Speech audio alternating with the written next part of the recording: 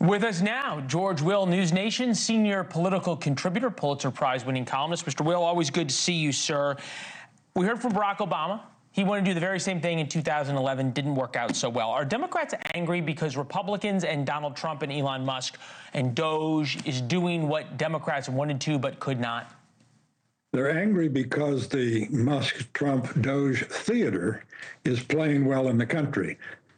The country has not yet cottoned on to the idea that the cuts are ephemeral, minuscule, rounding errors on the deficit, and many of them only hypothetical.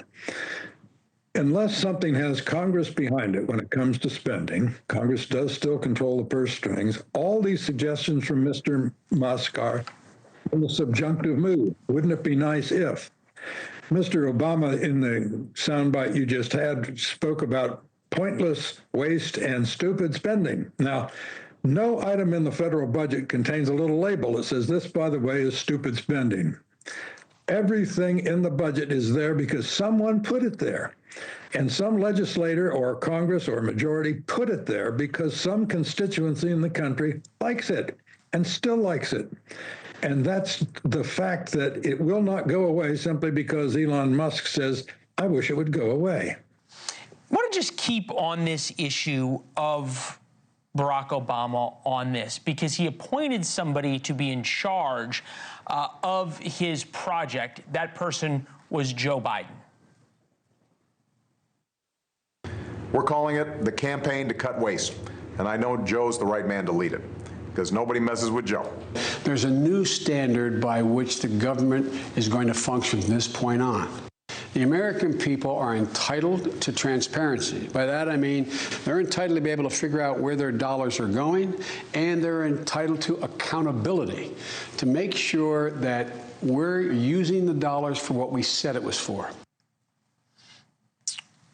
Couple of things. The condensation in Barack Obama's voice towards Joe Biden was evident even back in 2011. That aside, I don't even think they made good on that promise of understanding really where the money went. It is hard to see how the money goes. Today, we have a much bigger government than we did just when Barack Obama was talking. We have a $6 trillion budget. Now, most of it is entitlement programs, Medicare, Medicaid, Social Security. Then you had the farms and the veterans and everything else. The discretionary spending target, we're talking about 17% of the budget. You could abolish it, Leland, and you wouldn't have a balanced budget. And as I say, everything the government does, it does because someone wants it done. And those someones have not gone away. So we think about a place that Donald Trump certainly would love to cut because he hates it, the Corporation for Public Broadcasting, NPR, and PBS. Who likes them? Who is protecting them? And why wouldn't Democrats give up something to Donald Trump to at least say, yes, we want to cut something? Well, your question answers itself. They won't give up something to Donald Trump because it would be giving something to Donald Trump. But beyond that, good question. Who supports PBS? We happen to know because PBS, which has sponsors, it doesn't have advertising, it has sponsors, it's a much more elevated term, does some market research. And it turns out that the typical NPR listener is a middle-aged woman, likely with an advanced degree, likely a doctorate, who, by the way, takes 3 vacations a year. That's data from the PBS, which it gathers to interest sponsors in contributing to PBS. Now, we have in this country 15,000 AM and FM radio stations. There are 425 satellite radio stations.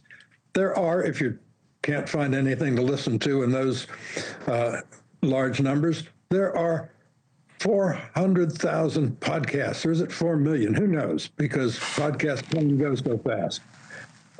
Surely these people out there with their doctorates and their 3 vacations a year can find something to listen to.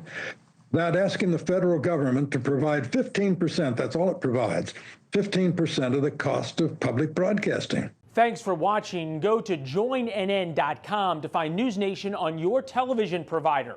And don't forget to click the red subscribe button below to get more of NewsNation's fact-driven, unbiased coverage.